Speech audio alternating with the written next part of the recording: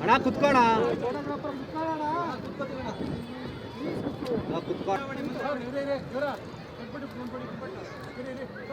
Flash down ಮಾಡೋಣ flash down ಮಾಡೋಣ ಯಾಕಣ್ಣ ಫ್ಲಾಶ್ ಇವಾಗ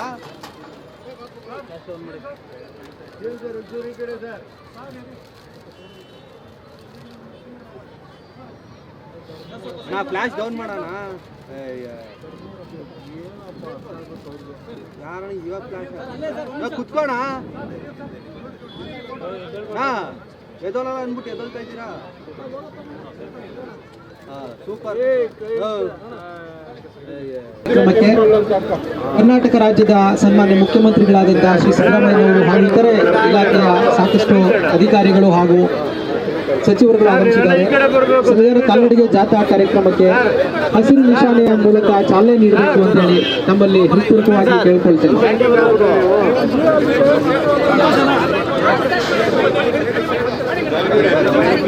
ಸರ್ ನೀವು ಸೈಡಿಗೆ ಬಂದಿ ಅಣ್ಣ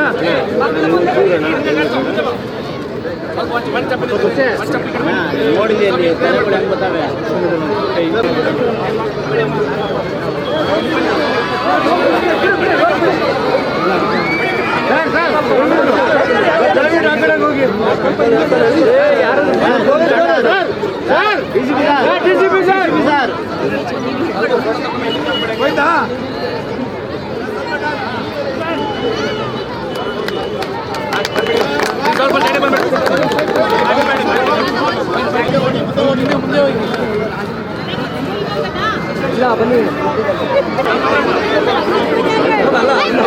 ಸಿಎಂಗೆಲ್ಲ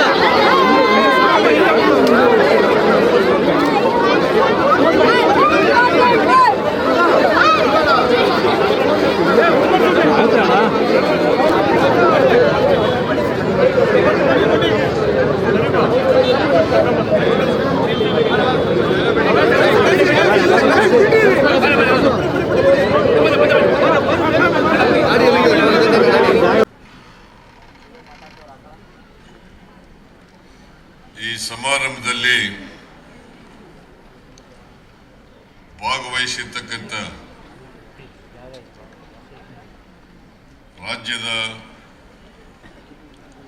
ಸಮಾಜ ಕಲ್ಯಾಣ ಇಲಾಖೆಯ ಸಚಿವರಾದಂಥ ಡಾಕ್ಟರ್ ಎಸ್ ಸಿ ಮಹದೇವಪ್ಪ ಅವರ, ನಗರಾಭಿವೃದ್ಧಿ ಸಚಿವರಾದಂಥ ಶ್ರೀ ಬೈರ್ತಿ ಸುರೇಶ್ ಅವರ,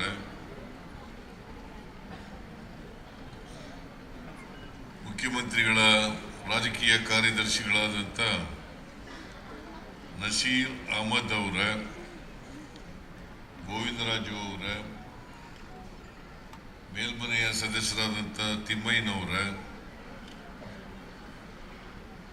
UB ವೆಂಕಟೇಶ್ ಅವರ,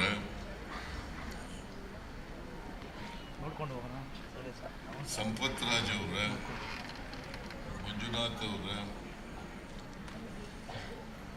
ಮುಖ್ಯ ಕಾರ್ಯದರ್ಶಿಗಳಾದಂಥ ಶಾಲಿನಿ ರಜನೀಶ್ ಅವರ, ಇತರ ಎಲ್ಲ ಅಧಿಕಾರಿ ಸ್ನೇಹಿತರ, ಇಲ್ಲಿ ಭಾಗವಹಿಸಿರ್ತಕ್ಕಂಥ ಆತ್ಮೀಯ ಬಂಧುಗಳೇ, ತಾಯಂದಿರೇ, ಪ್ರೀತಿಯ ವಿದ್ಯಾರ್ಥಿನಿಯರೇ, ಮಾಧ್ಯಮದ ಗೆಳೆಯರೇ, ಇವತ್ತು ಇಡೀ ದೇಶದಲ್ಲಿ ಸಂವಿಧಾನದ ದಿನವನ್ನು ಆಚರಣೆ ಮಾಡ್ತಾ ಇದ್ದೀವಿ.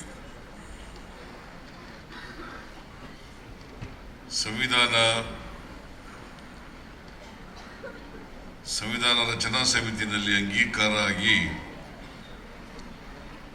75 ವರ್ಷಗಳು ತುಂಬಿದವೆ. 75 ವರ್ಷಗಳು ತುಂಬಿದವೆ. 1949 ನವೆಂಬರ್ 26ನೇ ತಾರೀಕು ಕಾನ್ಸ್ಟಿಟ್ಯೂಂಟ್ ಅಸೆಂಬ್ಲಿನಲ್ಲಿ ಅಂಗೀಕಾರ ಆಯಿತು. ಜಾರಿಗೆ ಬಂದದ್ದು 1950 ಜನವರಿ 26ನೇ ತಾರೀಕು. ಮುಂದಿನ ಜನವರಿ 26ಕ್ಕೆ ಸಂವಿಧಾನ ಜಾರಿಯಾಗಿ 75 ವರ್ಷಗಳು ತುಂಬುತ್ತಾ ಇದೆ. ಅಲ್ಲ, 75 ವರ್ಷ ತುಂಬುತ್ತೆ.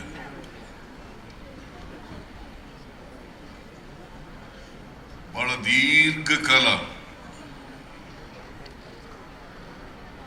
ಚಾಲ್ತಿಲಿರ್ತಕ್ಕಂಥ ಜಗತ್ತಿನಲ್ಲಿ ಯಾವುದಾದ್ರು ಸಂವಿಧಾನ ಇದ್ರೆ ಅದು ಭಾರತದ ಸಂವಿಧಾನ ಅಂತಕ್ಕಂಥದ್ದನ್ನು ಮರೀಲಿಕ್ಕೆ ಸಾಧ್ಯ. 75 ವರ್ಷಗಳು ಈ ಸಂವಿಧಾನ ಜಾರಿನಲ್ಲಿದೆ.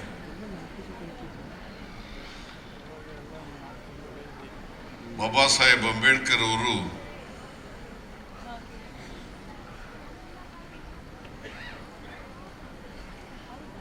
ಸಂವಿಧಾನ ರಚನಾ ಸಮಿತಿಯ ಅಧ್ಯಕ್ಷರಾಗಿ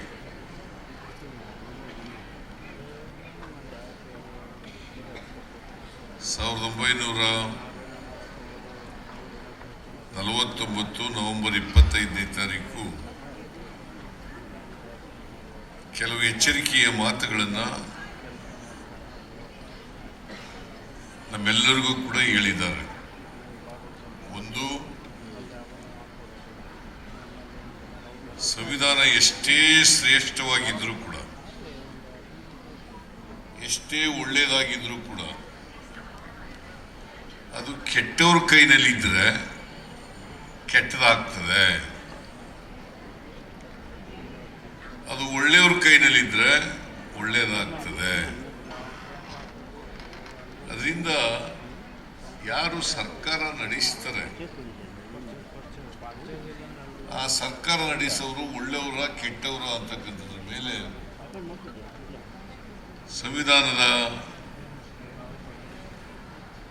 ಆಶಯಗಳು ಈಡೇರಲಿಕ್ಕೆ ಸಾಧ್ಯ ಆಗ್ತವೆ. ಸಂವಿಧಾನಕ್ಕೆ ವಿರುದ್ಧವಾಗಿರೋ ಕೈನಲ್ಲಿ ಇದ್ರೆ ಸಂವಿಧಾನದ ಆಶಯಗಳು ಹೆಂಗೆ ಈಡೇರ್ತವೆ? ಈಡೇರಲಿಕ್ಕೆ ಸಾಧ್ಯನೇ ಇಲ್ಲ. ಯಾರಿಗೆ ಸಂವಿಧಾನದ ಪರವಾಗಿರ್ತಾರೆ, ಅದನ್ನ ಆಶಯಗಳನ್ನ ಜಾರಿಗೆ ತರಬೇಕು ಅಂತಕ್ಕಂಥ ಇಚ್ಛಾಶಕ್ತಿ ಇರ್ತದೆ, ಅಂತ್ಯವ್ರ ಕೈನಲ್ಲಿದ್ದರೆ ಸಂವಿಧಾನದ ಆಶಯಗಳು ಜಾರಿಯಾಗಲಿಕ್ಕೆ ಸಾಧ್ಯ. ಇದನ್ನ ನಾವೆಲ್ಲರೂ ಕೂಡ ಬಹಳ ಸ್ಪಷ್ಟವಾಗಿ ಅರ್ಥ ಮಾಡ್ಕೋಬೇಕು. ಅವರು ಸಂವಿಧಾನ ರಚನಾ ಸಮಿತಿ ಅಂದ್ರೆ ಕಾನ್ಸ್ಟಿಟ್ಯೂಂಟ್ ಅಸೆಂಬ್ಲಿನಲ್ಲಿ ಕೊನೆಯ ಭಾಷಣ ಮಾಡಿದ್ದಾರೆ. ಅದು ಒಂದು ಐತಿಹಾಸಿಕವಾದಂಥ ಭಾಷಣ. ಅದು ಮಾಡಿದ್ದು ಯಾವತ್ತಪ್ಪ ಅಂತಂದ್ರೆ 1949 ನವೆಂಬರ್ 25ನೇ ತಾರೀಕು. ನವೆಂಬರ್ 25ನೇ ತಾರೀಕು ಕೊನೆಯ ಭಾಷಣ. ಅದು ಒಂದು ಐತಿಹಾಸಿಕವಾದಂಥ ಭಾಷಣ. ಅವತ್ತು ನಮಗೆಲ್ಲ ಎಚ್ಚರಿಕೆ ಕೊಟ್ಟಿರ್ತಕ್ಕಂಥದ್ದು ಏನಪ್ಪಾ ಅಂತಂದ್ರೆ, ನಮಗೆ ರಾಜಕೀಯ ಸ್ವಾತಂತ್ರ್ಯ ಸಿಕ್ಕಿದೆ. ರಾಜಕೀಯ ಸ್ವಾತಂತ್ರ್ಯ ಸಿಕ್ಕಿದೆ. ಒಂದು ಓಟು, ಒಂದು ವ್ಯಾಲ್ಯೂ. ಎಲ್ಲ ಪ್ರೆಸಿಡೆಂಟ್ ಇಂದ ಹಿಡಿದು ಅತ್ಯಂತ ಕೆಳಮಟ್ಟದ ಇರತಕ್ಕಂಥ ಜನರಿಗೆ ಒಂದು ಓಟು, ಒಂದು ವ್ಯಾಲ್ಯೂ, ಒಂದು ವೋಟ್, ಒಂದು ವ್ಯಾಲ್ಯೂ ಸಿಕ್ಕಿದೆ. ಅದೇ ರೀತಿನಲ್ಲಿ ಒಂದು ಮೌಲ್ಯ ಇರ್ತಕ್ಕಂಥದ್ದು ಎಲ್ಲ ಜನರಲ್ಲಿ ಕೂಡ ಇಲ್ಲ. ಅದಕ್ಕೋಸ್ಕರ ನಾವು ಏನ್ ಹೇಳಿದ್ರು ಗೊತ್ತಾ? 1950 ಜನವರಿ 26ನೇ ತಾರೀಕು ವೈರುಧ್ಯತೆ ಇರ್ತಕ್ಕಂಥ ಸಮಾಜಕ್ಕೆ ಕಾಲಿಡ್ತಾ ಇದ್ದೀವಿ. ವೈರುಧ್ಯತೆ ಇರ್ತಕ್ಕಂಥ ಸಮಾಜಕ್ಕೆ ಕಾಲಿಡ್ತಿದ್ದೀವಿ. ಆರ್ಥಿಕ ಅಸಮಾನತೆ ಇದೆ, ಸಾಮಾಜಿಕ ಅಸಮಾನತೆ ಇದೆ. ಈ ಅಸಮಾನತೆಯನ್ನ ಹೋಗಲಾಡಿಸದೆ ಹೋದರೆ ನಮಗೆ ರಾಜಕೀಯ ಸ್ವಾತಂತ್ರ್ಯ ಸಿಕ್ಕಿದ್ದಕ್ಕೆ ಸಾರ್ಥಕ ಆಗಲ್ಲ. ಅದಕ್ಕೋಸ್ಕರ ರಾಜಕೀಯ ಸ್ವಾತಂತ್ರ್ಯ ಜೊತೆನಲ್ಲೇ ನಾವು ಆರ್ಥಿಕ ಸ್ವಾತಂತ್ರ್ಯವನ್ನು ಕೊಡಲಿಕ್ಕೆ ಪ್ರಯತ್ನವನ್ನು ಮಾಡಬೇಕು. ಅದಕ್ಕೋಸ್ಕರನೇ ಬಾಬಾ ಸಾಹೇಬ್ ಅಂಬೇಡ್ಕರ್ ಅವರು ಬಹಳ ಸ್ಪಷ್ಟವಾಗಿ ಸಂವಿಧಾನದಲ್ಲಿ ಹೇಳಿದ್ದಾರೆ, ಸ್ವಾತಂತ್ರ್ಯ, ಸಮಾನತೆ, ನ್ಯಾಯ ಮತ್ತು ಭ್ರಾತೃತ್ವ. ಸ್ವಾತಂತ್ರ್ಯ, ಸಮಾನತೆ, ನ್ಯಾಯ ಮತ್ತು ಭ್ರಾತೃತ್ವ. ಇದನ್ನ ಬಹಳ ಸ್ಪಷ್ಟವಾಗಿ ಹೇಳಿದ್ದಾರೆ. ನಾವೆಲ್ಲರೂ ಕೂಡ ಸಂವಿಧಾನ ಅರ್ಥ ಮಾಡ್ಕೊಳ್ಳೋದು ಅಂತಂದ್ರೆ ಇವುಗಳನ್ನ ಅರ್ಥ ಮಾಡ್ಕೊಳ್ತಕ್ಕಂಥದ್ದು. ಪ್ರತಿಯೊಬ್ಬರಿಗೂ ನ್ಯಾಯ ಸಿಗಬೇಕು, ಪ್ರತಿಯೊಬ್ಬರಿಗೂ ಸ್ವಾತಂತ್ರ್ಯ ಸಿಗಬೇಕು. ಅದು ಆರ್ಥಿಕ ಸಾಮಾಜಿಕ ಸ್ವಾತಂತ್ರ್ಯ ಸಿಗಬೇಕು, ರಾಜಕೀಯ ಸ್ವಾತಂತ್ರ್ಯ ಸಿಗಬೇಕು, ಸಮಾನತೆ ಸಿಗಬೇಕು, ಮತ್ತು ಭ್ರಾತೃತ್ವ ಇರಬೇಕು. ಇಂಥ ಸಾಮಾಜಿಕ ವ್ಯವಸ್ಥೆಯನ್ನು ನಾವು ಸಾಧಿಸಬೇಕು. ಇಂಥ ಸಾಮಾಜಿಕ ವ್ಯವಸ್ಥೆ ಇರ್ತಕ್ಕಂಥ ಸಮಾಜವನ್ನು ಕಟ್ಟಬೇಕು. ಇದು ಬಾಬಾ ಸಾಹೇಬ್ ಅಂಬೇಡ್ಕರ್ ಅವರು ಹೇಳಿರ್ತಕ್ಕಂಥ. ಅದಕ್ಕೋಸ್ಕರನೇ ನಾವು ಈ ಸಾರಿ ಅಧಿಕಾರಕ್ಕೆ ಬಂದ ಮೇಲೆ ಮಹದೇವಪ್ಪ ಸಮಾಜ ಕಲ್ಯಾಣ ಸಚಿವರಾದ ಮೇಲೆ ಎಲ್ಲ ಶಾಲೆಗಳಲ್ಲಿ, ಎಲ್ಲ ಕಾಲೇಜುಗಳಲ್ಲಿ ಸಂವಿಧಾನದ ಪೀಠಿಕೆಯನ್ನು ಓದಿಸ್ತಕ್ಕಂಥ ಪ್ರಯತ್ನವನ್ನು ಮಾಡ್ತಾ ಇದ್ದೀವಿ. ಜೊತೆಗೆ ಸಂವಿಧಾನ ದಿನವನ್ನು ಅರ್ಥಪೂರ್ಣವಾಗಿ ಆಚರಣೆ ಮಾಡ್ತಕ್ಕಂಥದ್ದನ್ನು ಕೂಡ ಮಾಡ್ತೇವೆ. ಇದು ಬಹಳ ಮುಖ್ಯ. ನಮ್ಮ ದೇಶದಲ್ಲಿ ಸಂವಿಧಾನ ವಿರೋಧಿಗಳೂ ಇದ್ದಾರೆ. ಇದನ್ನ ನಾವು ಅರ್ಥ ಮಾಡ್ಕೋಬೇಕಾಗ್ತದೆ. 1949 ನವೆಂಬರ್ 26ನೇ ತಾರೀಕು ಸಂವಿಧಾನ ಅಂಗೀಕಾರ ಆದಮೇಲೆ ಇದನ್ನ ವಿರೋಧ ಮಾಡಿದವರು ಯಾರು ಅಂತಕ್ಕಂಥದ್ದನ್ನ ಗುರುತಿಸ್ತಾರೆ ಅಲ್ವಾ? ಇದನ್ನ ವಿರೋಧ ಮಾಡಿದವರು ಯಾರು? ಸಾವರ್ಕರ್ ವಿರೋಧ ಮಾಡಿದ್ರು, ಆಮೇಲೆ ಗುರೂಜಿ ಗೋಲ್ವಾಲ್ಕರ್ ವಿರೋಧ ಮಾಡಿದ್ರು, ಸಾವರ್ಕರ್ ವಿರೋಧ ಮಾಡಿದ್ರು, ಹಿಂದೂ ಮಹಾಸಭಾದ ಅಧ್ಯಕ್ಷರು. ಆಮೇಲೆ RSS ಬಿಜೆಪಿಯ ಮಾತೃ ಪಕ್ಷ RSS ನ ಅಧ್ಯಕ್ಷರು ಇದನ್ನ ವಿರೋಧ ಮಾಡಿದ್ರು. ಇದನ್ನು ನಾವು ಅರ್ಥ ಮಾಡ್ಕೋಬೇಕಲ್ಲ? ಅರ್ಥ ಮಾಡ್ಕೋಬೇಕ ಬೇಡ? ಅದಕ್ಕೆ ನೋಡಿ, ಒಂದ್ ಕಡೆ ಹೆಂಗೆ ವಿಪರ್ಯಾಸ ಇದೆ ಅಂತಂದ್ರೆ, ವೆಂಕಟಾಚಲನವರ ಅಧ್ಯಕ್ಷತೆಯಲ್ಲಿ ಒಂದು ಕಮಿಟಿ ಆಯಿತು, ಸಂವಿಧಾನ ಪುನರ್ರಚನೆ ಮಾಡ್ತಕ್ಕಂಥ ಒಂದು ಕಮಿಟಿ ಆಯಿತು. ಯಾರಾಗ ಪ್ರಧಾನಮಂತ್ರಿ ಆಗಿದ್ದವರು? ಮಿಸ್ಟರ್ ವಾಜಪೇಯಿ ಅಲ್ವಾ? ನಾವು ಎಷ್ಟೆಲ್ಲ ಕಷ್ಟಪಡೋದು ಯಾಕಪ್ಪ ಅಂತಂದ್ರೆ, ಈ ಸಂವಿಧಾನವನ್ನ ಬಾಬಾ ಸಾಹೇಬ್ ಅಂಬೇಡ್ಕರ್ ಅವರು ರಚನೆ ಮಾಡಿದದ್ದು ಬರೀ ಭಾರತ ದೇಶದ ಸಾಮಾಜಿಕ ವ್ಯವಸ್ಥೆ, ಆರ್ಥಿಕ ವ್ಯವಸ್ಥೆಯನ್ನು ನೋಡಿ ಮಾಡಲಿಲ್ಲ. ಜಗತ್ತಿನ ಅನೇಕ ರಾಷ್ಟ್ರಗಳ ಸಂವಿಧಾನಗಳಿದ್ದಾವಲ್ಲ, ಆ ಸಂವಿಧಾನಗಳನ್ನೆಲ್ಲ ಅಭ್ಯಾಸ ಮಾಡಿ ಮತ್ತು ಅವರ ಅನುಭವ, ಇದರ ಆಧಾರದ ಮೇಲೆ ಇಂಥ ಒಂದು ಸಂವಿಧಾನವನ್ನು ರಚನೆ ಮಾಡಲಿಕ್ಕೆ ಸಾಧ್ಯ ಆಯಿತು. ಇದು ಒಂದು ಲಿಖಿತ ಸಂವಿಧಾನ.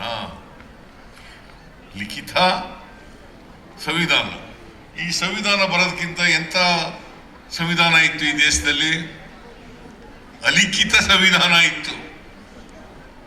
ಮನುಷ್ಯನನ್ನು ದ್ವೇಷಿಸ್ತಕ್ಕಂಥ, ಜಾತಿ ವ್ಯವಸ್ಥೆಯಿಂದ ಕೂಡಿರ್ತಕ್ಕಂಥ, ಅಸಮಾನತೆ ಇರ್ತಕ್ಕಂಥ, ಸಾಮಾಜಿಕವಾಗಿ ಆರ್ಥಿಕವಾಗಿ ಅಸಮಾನತೆಯಿಂದ ಇರ್ತಕ್ಕಂಥ, ಆಮೇಲೆ ಶೂದ್ರರು, ಅಸ್ಪೃಶ್ಯರು, ಅವ್ರು ಯಾರು ಕೂಡ ಶಿಕ್ಷಣ ಕಲಿಯಾಗಿರಲಿಲ್ಲ, ಅವ್ರ್ಯಾರು ಕೂಡ ಸಂಪತ್ತಿನ ಒಡೆತನವನ್ನು ಪಡ್ಕೊಳ್ಳಲಿಕ್ಕೆ ಆಗ್ತಾ ಇರಲಿಲ್ಲ.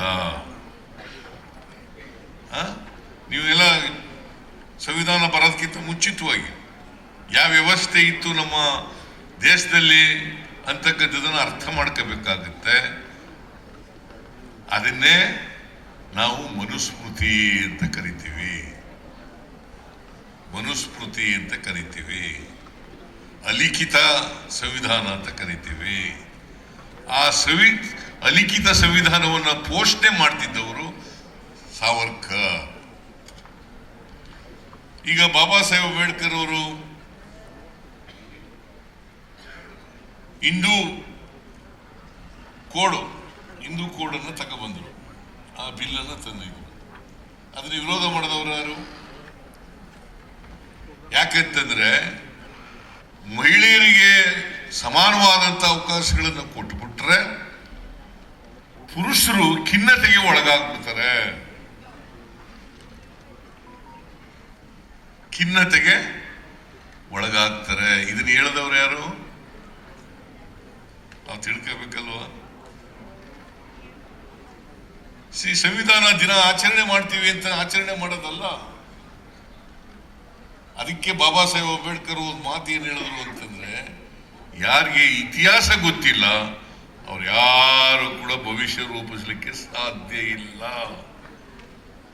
ತಿಳ್ಕೋಬೇಕು ನಾವು ಇದನ್ನು. ಯಾರಿಗೆ ಇತಿಹಾಸ ಗೊತ್ತಿರಲ್ಲ, ನಮ್ಮ ಸಾಮಾಜಿಕ ಇತಿಹಾಸ,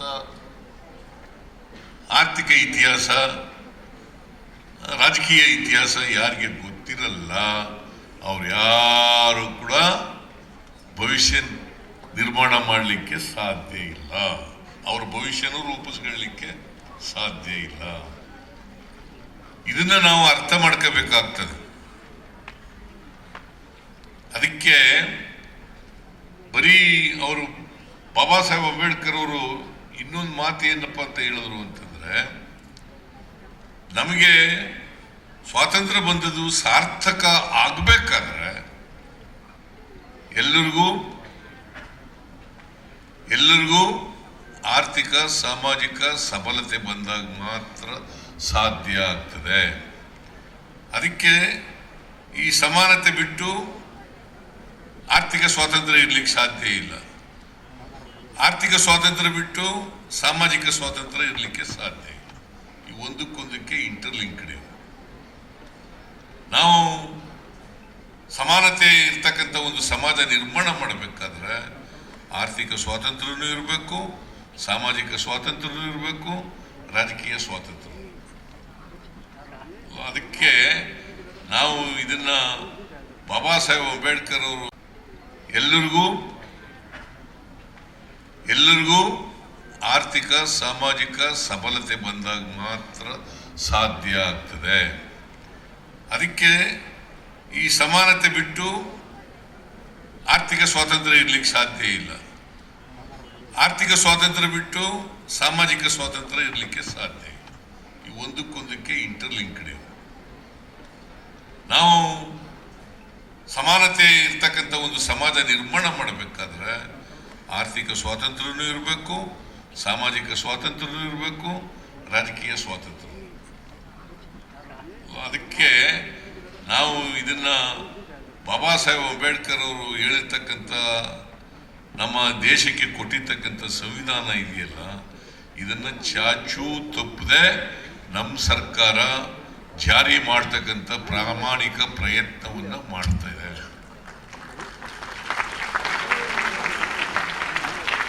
ಈಗ ಬಿಜೆಪಿಯವರು ಅಧಿಕಾರಕ್ಕೆ ಬಂದರು, ನರೇಂದ್ರ ಮೋದಿ ಅವರು ಅಧಿಕಾರಕ್ಕೆ ಬಂದರು.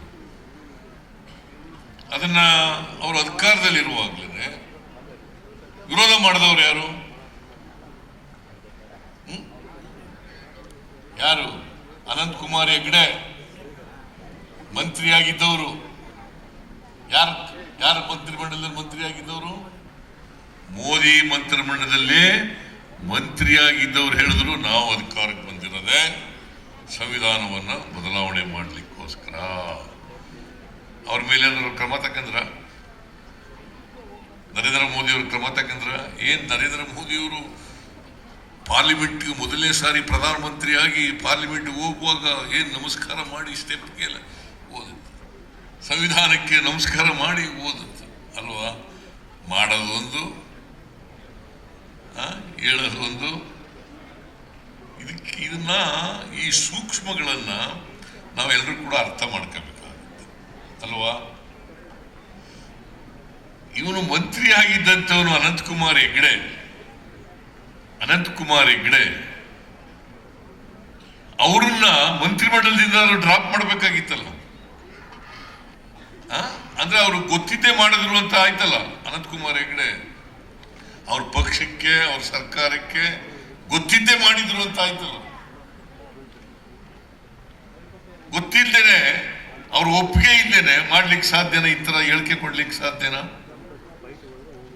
ಇದನ್ನು ನಾವು ತಿಳ್ಕೋಬೇಕಾಗ್ತದೆ. ಅದಕ್ಕೆ ಸಂವಿಧಾನ ಯಾಕೆ ಸುರಕ್ಷಿತವಾಗಿರ್ಬೇಕು ಅಂತಂದ್ರೆ, ರಾಹುಲ್ ಗಾಂಧಿಯವರು ಯಾಕೆ ಸಂವಿಧಾನದ ಸಣ್ಣ ಪುಸ್ತಕ ಇಟ್ಕೊಂಡು ಎಲ್ಲ ಕಡೆ ಭಾಷಣ ಮಾಡ್ತಾರೆ ಯಾಕೆ ಅಂತಂದ್ರೆ, ಈ ಸಂವಿಧಾನವನ್ನ ರಕ್ಷಣೆ ಮಾಡಬೇಕು, ಪ್ರಜಾಪ್ರಭುತ್ವವನ್ನು ರಕ್ಷಣೆ ಮಾಡಬೇಕು. ಪ್ರಜಾಪ್ರಭುತ್ವ ಉಳಿದ್ರೆ, ಸಂವಿಧಾನ ಉಳಿದ್ರೆ ನಾವೆಲ್ಲ ಉಳಿಲಿಕ್ಕೆ ಸಾಧ್ಯ ಆಗ್ತದೆ. ಇವತ್ತು ಈ ಹಕ್ಕುಗಳಿದಾವಲ್ಲ, ವಿಶೇಷ ಹಕ್ಕುಗಳು, ಅವನೇ ಮೂಲಭೂತ ಹಕ್ಕುಗಳಾಗಿವೆ. ವಿಶೇಷ ಹಕ್ಕುಗಳಿದಾವಲ್ಲ, ವ್ಯಕ್ತಿಗಳ ಹಕ್ಕುಗಳಿದಾವಲ್ಲ, ಅವೇ ಮೂಲಭೂತ ಹಕ್ಕುಗಳಾಗಿರ್ತಕ್ಕಂಥದ್ದು. ಉಳಿದ ಹಕ್ಕುಗಳು ಸಂವಿಧಾನದ ಹಕ್ಕುಗಳು. ಆಮೇಲೆ ಯಾವ ರೀತಿ ಇವನ್ನೆಲ್ಲ ಜಾರಿ ಮಾಡಬೇಕು ಅಂತಕ್ಕಂಥದ್ದೇ ಡೈರೆಕ್ಟಿವ್ ಪ್ರಿನ್ಸಿಪಲ್ಸ್. ಆರ್ಟಿಕಲ್ ನಾವು ಸಂವಿಧಾನದ 4ನೇ ಅಧ್ಯಾಯದಲ್ಲಿ ಓದ್ತೀವಿ. ಇದನ್ನ ನಾವು ಅರ್ಥ ಮಾಡ್ಕೋಬೇಕಾಗ್ತದೆ. ನೋಡಿ, ಬಾಬಾ ಸಾಹೇಬ್ ಅಂಬೇಡ್ಕರ್ ಅವರು ಎಷ್ಟು ಮಟ್ಟಿಗೆ ಜೋಡಿಸಿದ್ದಾರೆ ಅಂತಂದ್ರೆ, ಹಕ್ಕುಗಳು, ಮೂಲಭೂತ ಹಕ್ಕುಗಳು, ಆಮೇಲೆ ರಾಜ್ಯ ನಿರ್ದೇಶನಗಳು, ಡೈರೆಕ್ಟಿವ್ ಪ್ರಿನ್ಸಿಪಲ್ಸ್, ಇವನ್ನ ಬಹಳ ಮುಖ್ಯವಾಗಿ ಹೇಳಿದ್ದಾರೆ. ಆಮೇಲೆ ರಾಜ್ಯ, ಕೇಂದ್ರ ಇವೆಲ್ಲ ಯಾವ ಥರ ಇರಬೇಕು, ಹೇಗೆ ಅಧಿಕಾರದ ಹಂಚಿಕೆ ಆಗಬೇಕು, ಹಣಕಾಸಿನ ಹಂಚಿಕೆ ಆಗಬೇಕು, ಇವೆಲ್ಲ ಬರ್ತವೆ. ಅದೆಲ್ಲ ಬೇರೆ ವಿಚಾರಗಳು. ಆದರೆ ಈ ಸಂವಿಧಾನದ ಪೀಠಿಕೆಯಲ್ಲಿರ್ತಕ್ಕಂಥ ಆಶಯಗಳಿದ್ದಾವಲ್ಲ, ಧ್ಯೇಯೋದ್ದೇಶಗಳಿದ್ದಾವಲ್ಲ, ಅವು ಬಹಳ ಮುಖ್ಯವಾಗಿ ನಾವೆಲ್ಲರೂ ಕೂಡ ತಿಳ್ಕೋಬೇಕಾಗ್ತದೆ. ಈಗ ನಮ್ಮ ಪಕ್ಷ, ನಾವು ಎಷ್ಟು ವರ್ಷ ಅಧಿಕಾರದಲ್ಲಿ ಇದ್ದೀವಿ, ಅಧಿಕಾರದಲ್ಲಿ ಇರಲಿಲ್ಲ ಅನ್ನೋದಕ್ಕಿಂತ ನಾವು ಸಂವಿಧಾನದ ಪರವಾಗಿದ್ದೀವಾ ಇಲ್ಲವಾ ಅಂತಕ್ಕಂಥದ್ದು ಬಹಳ ಮುಖ್ಯ. ಯಾವುದೇ ಸರ್ಕಾರ, ಯಾವುದೇ ಪಕ್ಷ ಅಧಿಕಾರಕ್ಕೆ ಬಂದಾಗ ಸಂವಿಧಾನದ ರೀತಿ ನಡ್ಕೋಬೇಕು. ಅದಕ್ಕೆ ಬಾಬಾ ಸಾಹೇಬ್ ಅಂಬೇಡ್ಕರ್ ಅವರು ಹೇಳಿರೋದು, ನಾವು ಜನವರಿ 1950 26ನೇ ತಾರೀಕು ವೈರುಧ್ಯತೆ ಇರ್ತಕ್ಕಂಥ ಸಮಾಜಕ್ಕೆ ಕಾಲಿಡ್ತಾ ಇದ್ದೀವಿ. ವೈರುಧ್ಯತೆ ಇರ್ತಕ್ಕಂಥ, ನಾನು ಮುಖ್ಯಮಂತ್ರಿ 2013ರಲ್ಲಿ ಆದೆ. 13ರಿಂದ 18ರವರೆಗೆ ಅದೈತೆ ಮೊದಲನೇ ಅವಧಿನಲ್ಲಿ. ಆಗ ಅನೇಕ ಭಾಗ್ಯಗಳನ್ನು ನಾವು ಘೋಷಣೆ ಮಾಡ್ತಕ್ಕಂಥ ಕೆಲಸವನ್ನು, ಅವನ್ನೆಲ್ಲ ಜಾರಿ ಕೊಡ್ತಕ್ಕಂಥ ಕೆಲಸವನ್ನು ಮಾಡಿದೆ. ಅನ್ನಭಾಗ್ಯ, ಕ್ಷೀರಭಾಗ್ಯ, ಕೃಷಿ ಭಾಗ್ಯ, ಮೈತ್ರಿ, ಮನಸ್ವಿನಿ, ಇಂದಿರಾ ಕ್ಯಾಂಟೀನ್, ಇವೆಲ್ಲ ಯಾಕೆ ಮಾಡೋದು ಅಂತಂದ್ರೆ, ಶಿವಭಾಗ್ಯ, ಶಾದಿ ಭಾಗ್ಯ, ಇವೆಲ್ಲ ಯಾಕೆ ಮಾಡೋದು ಅಂತಂದ್ರೆ ಸಮಾನತೆ ಬರಬೇಕು. ಸಮಾನತೆ ಬರದೇ ಹೋದ್ರೆ ಸ್ವಾತಂತ್ರ್ಯ ಸಿಗ್ತದಕ್ಕೆ ಅರ್ಥ ಇರಲ್ಲ. ಅದು ಅರ್ಥ ಬರಬೇಕಾದ್ರೆ ಸಮಾನತೆಯನ್ನು ತರ್ತಕ್ಕಂಥ ಪ್ರಯತ್ನವನ್ನು ಮಾಡಬೇಕು. ಈಗ ಜಾತಿ ವ್ಯವಸ್ಥೆ ಯಾಕೆ ಹೋಗಲ್ಲ? ಜಾತಿ ವ್ಯವಸ್ಥೆ ಯಾಕೆ ಹೋಗಲ್ಲ? ಎಲ್ರಿಗೂ ಆರ್ಥಿಕ ಸಾಮಾಜಿಕ ಸಮಾನತೆ ಬಂದಿಲ್ಲ, ಹಾಗಾಗಿ ಜಾತಿ ವ್ಯವಸ್ಥೆ ಹೋಗಿಲ್ಲ. ಬಸವಾದಿ ಶರಣರು ಸುಮಾರು 850 ವರ್ಷಗಳ ಹಿಂದೆನೆ ಇವನಾರವ ಎಂದೆನಿಸದಿರಯ್ಯ, ಇವ ನಮ್ಮವ ಎಂದೆನಿಸಯ್ಯ, ನಿನ್ನ ಮನೆಯ ಮಗನೆಂದೆನಿಸಯ್ಯ ಅಂತ ಹೋಗಿದೆಯಾ ಜಾತಿ ವ್ಯವಸ್ಥೆ? ಅದಕ್ಕೆ ನಾವು ಹೆಚ್ಚು ಒತ್ತು ಕೊಡ್ತಾ ಇರ್ತಕ್ಕಂಥದ್ದು ಶಿಕ್ಷಣ. ಆ ಶಿಕ್ಷಣದಲ್ಲಿ ಈಗ ಬಹಳ ಜನ ರೆಸಿಡೆನ್ಷಿಯಲ್ ಸ್ಕೂಲ್ಗಳು ಮಾಡೋದು. ಯಾಕೆ ರೆಸಿಡೆನ್ಷಿಯಲ್ ಸ್ಕೂಲ್ ಮಾಡೋದು ಅಂತಂದ್ರೆ ಸುಮಾರು 821 ರೆಸಿಡೆನ್ಷಿಯಲ್ ಸ್ಕೂಲ್ಗಳಿದ್ದಾವೆ. ಪ್ರತಿ ಹೋಬಳಿಗೆ ಒಂದು ಇರಬೇಕು ಅಂತ ನಮ್ಮ ಉದ್ದೇಶ. ನಾನು 94ರಲ್ಲಿ ಹಣಕಾಸಿನ ಮಂತ್ರಿ ಆದಾಗ ಪ್ರಾರಂಭ ಮಾಡಿದ್ದು ರೆಸಿಡೆನ್ಷಿಯಲ್ ಸ್ಕೂಲ್ಗಳ ಉದ್ದೇಶ ಏನಪ್ಪಾ ಅಂತಂದ್ರೆ ದಲಿತರ ಮಕ್ಕಳಿಗೆ, ಶೂದ್ರರ ಮಕ್ಕಳಿಗೆ, ಹಿಂದುಳಿದವ್ರ ಮಕ್ಕಳಿಗೆ, ಅಲ್ಪಸಂಖ್ಯಾತರ ಮಕ್ಕಳಿಗೆ, ಈ ಸಮಾಜದಲ್ಲಿರ್ತಕ್ಕಂಥ ಎಲ್ಲ ಬಡವರ ಮಕ್ಕಳಿಗೆ ಅವ್ರಿಗೆ ಕೂಡ ಗುಣಮಟ್ಟದ ಶಿಕ್ಷಣ ಸಿಗಬೇಕು ಅನ್ನೋ ಕಾರಣಕ್ಕೋಸ್ಕರ. ಗುಣಮಟ್ಟದ ಶಿಕ್ಷಣ ಸಿಕ್ಕದೆ ಹೋದ್ರೆ ವೈಚಾರಿಕತೆ ಹೆಂಗ್ ಬೆಳೀತದೆ? ಜಾತಿ ವ್ಯವಸ್ಥೆ ಅದು ಒಂದು ರೋಗ, ಈ ಸಮಾಜಕ್ಕೆ ಕಳಂಕ ಅಂತಕ್ಕಂಥ ಭಾವನೆ ಯಾವಾಗ ಬರ್ತದೆ?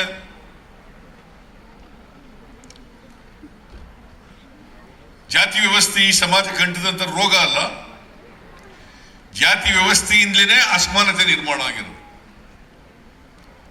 ಯಾಕಂತಂದ್ರೆ ಒಬ್ಬ ವ್ಯಕ್ತಿಯ ಯೋಗ್ಯತೆಯನ್ನು ಅಳಿತಕ್ಕಂಥದ್ದು ಅವನ ಜಾತಿಯಿಂದ ಅಳಿತಾ ಇದ್ರು. ಅವನು ಯಾವ ಜಾತಿಗೆ ಸೇರಿದ್ದ ಅಂತ ಹೇಳಿ ಅವನು ವ್ಯಕ್ತಿ ಯೋಗ್ಯತೆ ಅಳಿತಾ ಇದ್ರು. ಅದು ಹೋಗ್ಬೇಕಲ್ಲ. ಮತ್ತೆ ಆರ್ಥಿಕವಾಗಿ ಸಾಮಾಜಿಕವಾಗಿ ಶಕ್ತಿ ಬರದೆ ಹೋದ್ರೆ ಜಾತಿ ಯಾವತ್ತಿಗೂ ಹೋಗಲ್ಲ. ಈಗ 850 ವರ್ಷ ಆಯ್ತು, ಹೋಗಿದ್ಯಾ? ಇನ್ನು ಬುದ್ಧನ ಕಾಲಕ್ಕೆ ಹೋದ್ರೆ ಅವತ್ತಿನಿಂದ ಇವತ್ತಿನವರೆಗೆ ಹೋಗೇ ಇಲ್ಲ. 2500 ವರ್ಷಗಳು ಹೋಗಿದ್ಯಾ? ಅದಕ್ಕೆ ಮಕ್ಕಳಲ್ಲಿ ಯಾವುದೇ ಕಾರಣಕ್ಕೆ ಜಾತಿಯ ಸೋಂಕು ತಗಲಿದ ರೀತಿಯಲ್ಲಿ ನೋಡ್ಕೋಬೇಕು. ಅವರಿಗೆ ವೈಚಾರಿಕತೆ ಮತ್ತೆ ವೈಜ್ಞಾನಿಕತೆ ಬೆಳವಣಿಗೆ ಆಗಬೇಕು. ವ್ಯಕ್ತಿ ವಿಕಾಸ ಆಗೋದು ಅಂದ್ರೇನು? ಈಗ ಸೂಕ್ತವಾದಂಥ ಪ್ರತಿಭೆ, ಎಲ್ಲರತ್ರೂ ಸಮಾನವಾದಂಥ ಪ್ರತಿಭೆಗಳಿರ್ತದೆ. ಒಂದು ಸ್ವಲ್ಪ ಹೆಚ್ಚು ಕಡಿಮೆ ಇರ್ಬೋದು, ಪ್ರತಿಭೆ ಎಲ್ಲರಲ್ಲೂ ಇರ್ತದೆ. ಆ ಪ್ರತಿಭೆಯನ್ನು ವಿಕಸನಗೊಳಿಸ್ತಕ್ಕಂಥದ್ದೇ ಶಿಕ್ಷಣ.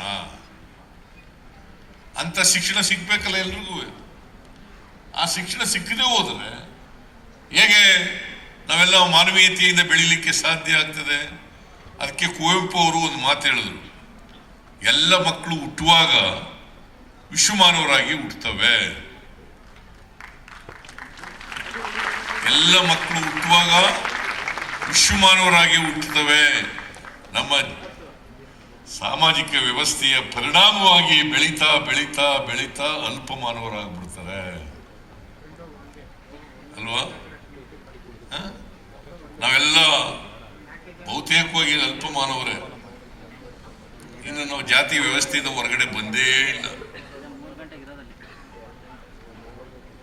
ಇವ ನಮ್ಮವ ಅಂತ ಅನ್ನೋದು ವಚನ ಹೇಳೋದು. ಆ ವಚನ ಹೇಳ್ಬಿಟ್ಟು ನೀ ಯಾವ ಜಾತಿಯವನ ಅಂತ ಕೇಳೋದು. ವಚನ ಹೇಳೋದು ಬಸವಾದಿ ಶರಣರ ವಚನ, ಬಸವಣ್ಣವರು ಹೇಳದಂತ ವಚನ ಅಂತ ಹೇಳೋದು. ಆಮೇಲೆ ನೀ ಯಾವ ಜಾತಿಯವನು, ಯಾವ ಧರ್ಮಕ್ಕೆ ಸೇರಿದವನು, ನೀ ಯಾವ ಭಾಷೆ ಮಾತಾಡ್ತೀಯ, ನಿನ್ನ ಸಂಸ್ಕೃತಿ ಏನು, ಇದನ್ನು ಕೇಳೋದಿದೆಯಲ್ಲ, ಹೆಂಗೆ ಜಾತಿ ವ್ಯವಸ್ಥೆ ಹೋಗ್ತದೆ? ಮತ್ತೆ ನಿಮಗೆ ಆರ್ಥಿಕವಾಗಿ ಸಬಲತೆ ಬಂದ್ರೆ, ನೀನು ಬಾಬಾ ಸಾಹೇಬ್ ಅಂಬೇಡ್ಕರ್ ಅವರೇ ಈ ವ್ಯವಸ್ಥೆ ಅನುಭವಿಸಿದ್ದಾರೆ ಅಂತಕ್ಕಂಥದ್ದು ನಿಮ್ಗೆಲ್ಲ ಗೊತ್ತಿದೆ. ಎಷ್ಟು ನೋವನ್ನು ಅನುಭವಿಸಿದ್ರು ಅವ್ರ ಜೀವನದಲ್ಲಿ. ಅಷ್ಟೊಂದು ದೊಡ್ಡ ಮೇಧಾವಿ ಆದರೂ ಕೂಡ, ಅಷ್ಟೊಂದು ವಿದ್ಯಾವಂತರಾದರೂ ಕೂಡ, ಜ್ಞಾನಿಯಾದರೂ ಕೂಡ ಈ ಸಾಮಾಜಿಕ ವ್ಯವಸ್ಥೆಯ ಪರಿಣಾಮವನ್ನು ಅನುಭವಿಸಿದ್ರು, ಅವಮಾನಕ್ಕೆ ಒಳಗಾದರು. ನಾವ್ಯಾರು ಹಂಗಾಗಬಾರ್ದು ಅನ್ನೋದೇ ಬಾಬಾ ಸಾಹೇಬ್ ಅಂಬೇಡ್ಕರ್ ಅವರ ಉದ್ದೇಶ. ನಾವೆಲ್ಲ ನಮ್ಮ ಸಮಾಜದಲ್ಲಿ ಇರ್ತಕ್ಕಂಥ ಪ್ರತಿಯೊಬ್ಬರು ಕೂಡ ಸ್ವಾಭಿಮಾನದಿಂದ ಬದುಕ್ತಕ್ಕಂಥ ವ್ಯವಸ್ಥೆ ಆಗಬೇಕು, ಸಮಾನತೆಯಿಂದ ಕೂಡಿರ್ತಕ್ಕಂಥ ವ್ಯವಸ್ಥೆ ಆಗಬೇಕು. ಆಗ ಮಾತ್ರ ನಾವು ಮಾನವರಾಗಲಿಕ್ಕೆ ಸಾಧ್ಯ ಆಗ್ತದೆ. ಜಾತಿ ಹೋಗ್ಲಿಕ್ಕೆ ಸಾಧ್ಯ ಆಗ್ತದೆ. ಬಹಳ ನೋವಿನ ಸಂಗತಿ ಏನಪ್ಪ ಅಂತಂದ್ರೆ ವಿದ್ಯಾವಂತರು ಕೂಡ ವೈಚಾರಿಕತೆಯನ್ನು ಬೆಳೆಸ್ಕೊಂಡಿಲ್ಲ, ವೈಜ್ಞಾನಿಕತೆಯನ್ನು ಬೆಳೆಸ್ಕೊಂಡಿಲ್ಲ, ಕಂದಾಚಾರ ಮೌಢ್ಯಗಳನ್ನು ಬೆಳೆಸ್ಕೊಂಡಿಲ್ಲ, ಅದನ್ನ ತೊಲಗಿಸಿಲ್ಲ, ಬಿಟ್ಟಿಲ್ಲ. ಇನ್ನ ನೀ ಯಾಕಪ್ಪ ಹಿಂಗ ಹುಟ್ಟಿ ಇದೀಯ, ನಾನು ಹಿಂದಿನ ಜನ್ಮದಲ್ಲಿ ಹಿಂಗೆ ಹುಟ್ಟುಬಿಟ್ಟಿದ್ದೆ, ಅದಕ್ಕೆ ಹಿಂಗ ಹಾಕ್ಬಿಟ್ಟಿದ್ದೀನಿ, ಈಗ ಹಿಂಗಿಲ್ಲ, ಬಟ್ಟೆ ಇಲ್ಲ, ಹೊಟ್ಟೆಗೆ ಊಟ ಇಲ್ಲ, ವಿದ್ಯೆ ಇಲ್ಲ, ಹಿಂಗ ಆಗ್ಬಿಟ್ಟಿದ್ದೀನಿ ಅನ್ನೋದು ಹಿಂದಿನ ಜನ್ಮ. ಹಿಂದಿನ ಜನ್ಮದಲ್ಲಿ ಕರ್ಮ ಮಾಡ್ಬಿಟ್ಟಿದ್ದೆ, ನಾ ಅದಕ್ಕೆ ಈ ಜನ್ಮದಲ್ಲಿ ಹಿಂಗ ಆಗ್ಬಿಟ್ಟಿದ್ದೀನಿ. ಇನ್ನೊಂದೇನು ಹೇಳಪ್ಪ ಅನ್ನೋದು ಹಣೆ ಬರಹ. ಬಹಳ ಜನ ವಿದ್ಯಾವಂತರು ಎಲ್ಲ ಹೇಳ್ತಾರೆ ಹಣೆ ಬರಹ. I can't understand. ಡಾಕ್ಟರ್ಗಳು ಹೇಳ್ತಾರೆ, ತಿಮ್ಮಯ್ಯನವರೇ ನೀವು ಹೇಳ್ತೀರ ಏನೋ ಗೊತ್ತಿಲ್ಲ ನನಗೆ, ಡಾಕ್ಟರ್ಗಳೆಲ್ಲ ಹೇಳ್ತಾರೆ ಹಣೆ ಬರಹ. ಅದಕ್ಕೆ ನಾವು ವೈಚಾರಿಕತೆಯಿಂದ ಕೂಡಿರ್ತಕ್ಕಂಥ, ವೈಜ್ಞಾನಿಕತೆಯಿಂದ ಕೂಡಿರ್ತಕ್ಕಂಥ ಶಿಕ್ಷಣವನ್ನು ಪಡ್ಕೊಳ್ಳಲಿಕ್ಕೆ ಪ್ರಯತ್ನವನ್ನು ಮಾಡಬೇಕು. ಅದಕ್ಕೋಸ್ಕರನೇ ರೆಸಿಡೆನ್ಷಿಯಲ್ ಸ್ಕೂಲ್ಗಳು ಪ್ರಾರಂಭ ಆದವು, ಎಲ್ರಿಗೂ ಗುಣಮಟ್ಟದ ಶಿಕ್ಷಣ ಸಿಕ್ಕಲಿ ಅಂತೇಳಿ. ಉದ್ದೇಶ ಏನು ಗೊತ್ತಾ, DSSನವ್ರು ಹೇಳ್ತಾ ಇದ್ರು, ಏನಂತ ಹೇಳ್ತಾ ಇದ್ರು ಅಂದ್ರೆ, ನಮಗೆ ಸಾರಾಯಿ ಅಂಗಡಿಗಳು ಬೇಡ, ರೆಸಿಡೆನ್ಷಿಯಲ್ ಸ್ಕೂಲ್ಗಳು ಬೇಕು, ಹೋಬಳಿಗೊಂದು ರೆಸಿಡೆನ್ಷಿಯಲ್. ಅದನ್ನೇ ಬಾಬಾ ಸಾಹೇಬ್ ಅಂಬೇಡ್ಕರ್ ಅವರು ಸಂವಿಧಾನದಲ್ಲಿ ಹೇಳಿದ್ರು.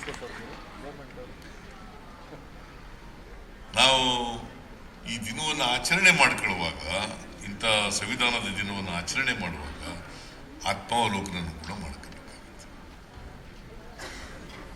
ನಾವು ಈ 75 ವರ್ಷಗಳಲ್ಲಿ ಎಷ್ಟು ದೂರ ನಡೆದಿದ್ದೀವಿ, ನಮ್ಮ ಸಂವಿಧಾನದ ರೀತಿಯ ನಡ್ಕೊಂಡಿದ್ದೀವ, ಸಂವಿಧಾನದ ರೀತಿಯ ನಾವು ಬೆಳವಣಿಗೆ ಆಗಿದ್ದೀವ ಇಲ್ಲ ಅಂತದನ್ನು ಆಚರಣೆ ಮಾಡ್ಕೊಳ್ತಕ್ಕಂಥದ್ದು ಇದೆಯಲ್ಲ, ಇದು ಬಹಳ ಮುಖ್ಯ. ಅದೇ ನಾವು ಸಂವಿಧಾನಕ್ಕೆ ಸಲ್ಲಿಸ್ತಕ್ಕಂಥ ಗೌರವ, ಅದೇ ನಾವು ಸಲ್ಲಿಸ್ತಾ. ಅದಕ್ಕೋಸ್ಕರ ಇಂಥ ಸಂವಿಧಾನ, ಇವತ್ತು ನಾನು ಮುಖ್ಯಮಂತ್ರಿ ಆಗಿದ್ರೆ ಈ ಸಂವಿಧಾನದಿಂದ ಅಂತಕ್ಕಂಥದ್ದು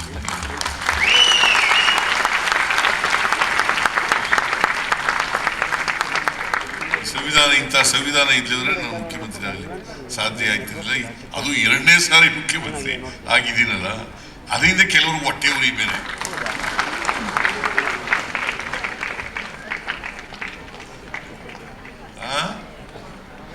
ತಡ್ಕೊಳಕ್ ಆಯ್ತಾ ಇಲ್ಲ, ಏನ್ ಮಾಡೋದು. ಅವೇನೇ ಇರ್ಲಿ, ನೀವೆಲ್ಲ ನಮ್ಮ ಜೊತೆ ಇರುವಾಗ ಅದ್ರ ಮೇಲೆ ನಾನು ಅದಕ್ಕೆಲ್ಲ ಎದುರ್ಕೊಳ್ಳಲ್ಲ. ಅದಕ್ಕೆ ನಾನು ಅನೇಕ ಸಾರಿ ಹೇಳಿದ್ದೀನಿ, ಜನರ ಆಶೀರ್ವಾದ ಇರೋವರೆಗೆ ನಾ ಜಗ್ಗವನು ಅಲ್ಲ, ಬಗ್ಗವನು ಅಲ್ಲ ಅಂತ ಹೇಳಿ.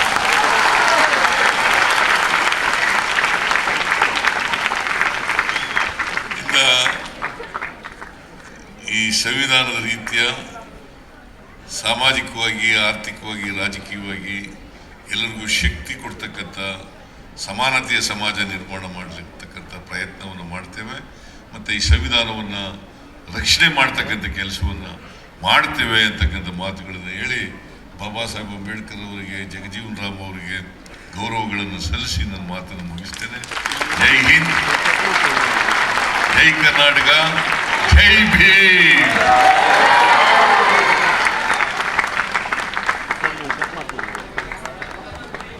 ಬಾಬಾ ಸಾಹೇಬ್ ಅಂಬೇಡ್ಕರ್ ಹೇಳಿದಂತೆ ವಿದ್ಯಾವಂತರಾಗಿರಿ, ಸಂಘಟಿತರಾಗಿರಿ.